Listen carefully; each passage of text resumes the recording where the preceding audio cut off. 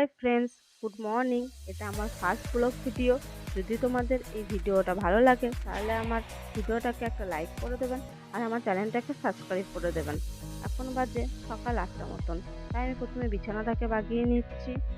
উঠেছি অনেক সকালই, ঝাড় দেওয়া হয়ে গেছে। মেয়েটা দেখো না, জামা কাপড়গুলো কেমন ফেলে দিয়ে গেছে, সেগুলোকে আমি একটু গুছিয়ে বাগিয়ে রেখে দিচ্ছি। এরপর ঘরটা আমি ভালো করে মুছে নিচ্ছি। বললামই তো, ঝাড় দেওয়া আগেই হয়ে গেছে, ঘরটাই মুছে নিলাম। এরপর আমি মেয়েকে খাইয়ে নিচ্ছি।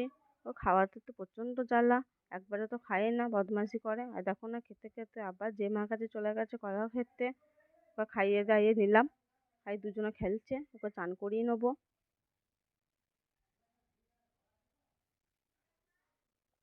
চান করিয়ে নিয়ে চলে এসেছি, এবার জামাগুলো পরিয়ে দিচ্ছি।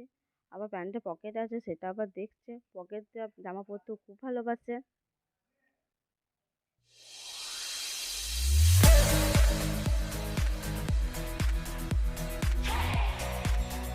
ওকে সাজিয়ে দিয়ে আমি নিজেও চান করে চলে আসবো। আমি চান করে চলে এলাম, সবাইকে খেতে দিয়ে দেবো। এদিকে ওকে খাইয়ে দিয়েছে, খেলা করছে। এদিকে মাকে এখানে খেতে দিয়েছি। আমিও খেয়ে দিয়ে ঘুমিয়ে গিয়েছিলাম। ঘুম থেকে উঠে দেখছি একটু সন্ধে সন্ধে হয়ে গেছে।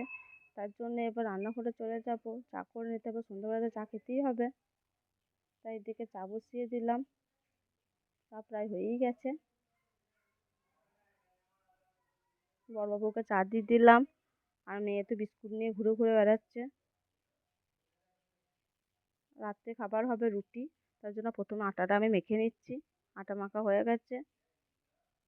দিদিভাই রুটিগুলো বেলে দিচ্ছিল আর আমি রুটিগুলো সেঁকে নিচ্ছিলাম।